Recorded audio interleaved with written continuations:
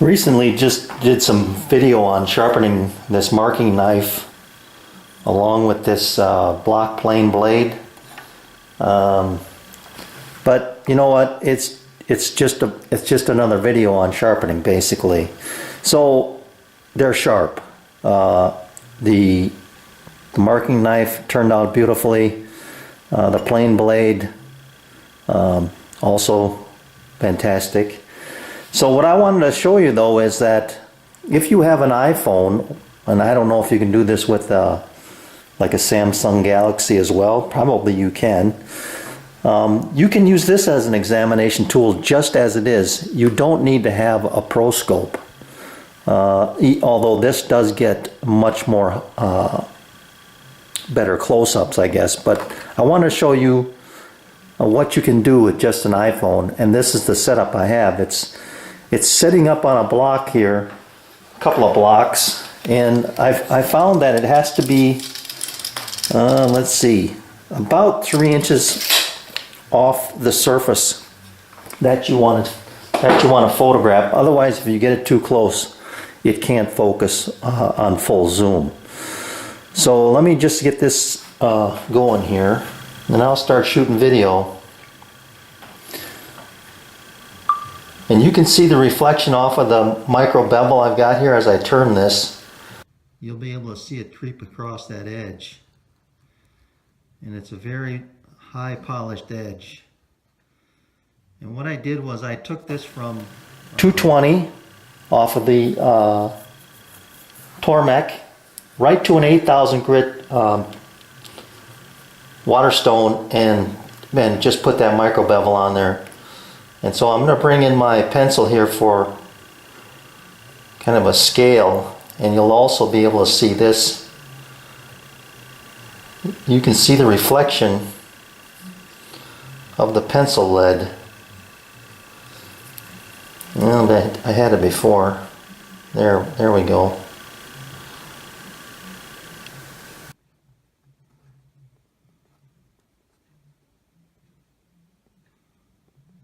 Anyway, that gives you an idea of the scale. I'm going to bring in this marking knife, and you can see that polished edge on that.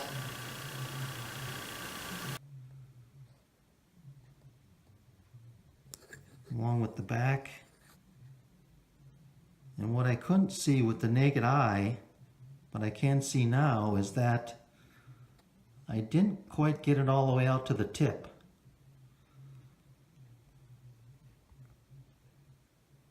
And you can see a bit of a reflection there on this one edge that's not quite finished as well.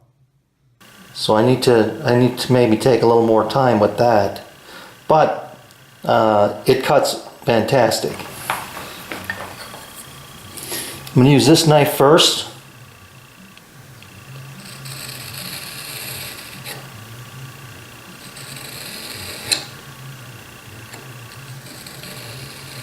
Just 3 light passes. Then I'm also going to use, I'm going to slide over just a bit. I'm going to use this as a marking knife. That's why I sharpened it up.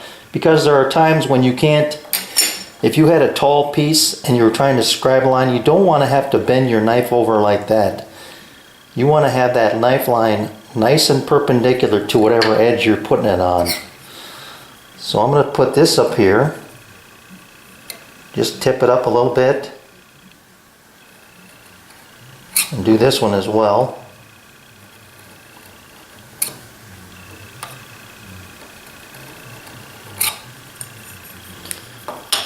Then I'm going to slide over and make a pencil mark.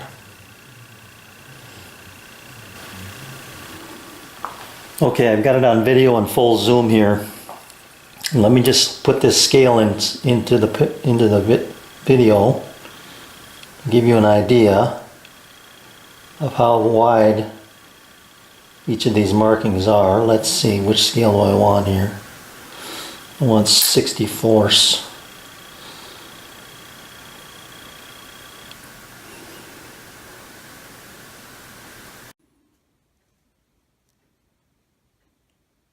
Right, so you can see the top one was done with the marking knife. This one.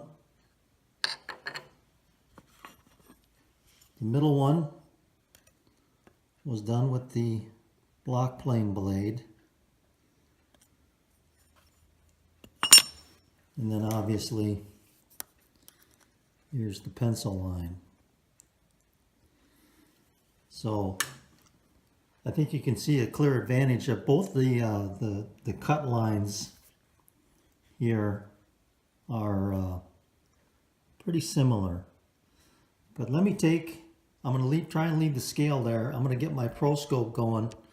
And let me zoom in on that. I got to get this ruler to flatten out. If I can find a spot where it lays flat.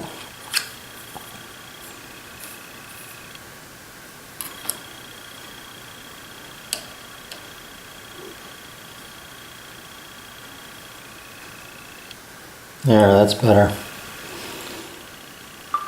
Alright, I'll shoot some video here first. Try and get all three in the same frame. There they are. So remembering now that these are graduated in 64ths of an inch, you can see here that the pencil line is just about that wide. Maybe a little thinner. And the marking knives, I'm going to go up here, are very, very tiny compared to that. If I get the edge of the line right on the top of this would be the one done with the block plane blade. This is your marking knife. Very similar, but you can see at a 64th of an inch, those lines are probably, I'm guessing, 20% smaller than that. Maybe even less than that. Maybe 15%. So very, very tiny. Much more accurate in my book too as well. So do you need one of these to inspect your tools? It's nice, I guess I'll put it that way. But you can get very good images with just your phone and not have to spend the money on this thing. So go ahead and give it a try. The only thing you have to remember is that there's a minimum focus length here, and I think it's about 3 inches. At least that's what I ended up using. And you can get some very good images of your sharpened edges, and it'll give you a little more feedback as to what you're doing with your techniques. Thanks for watching.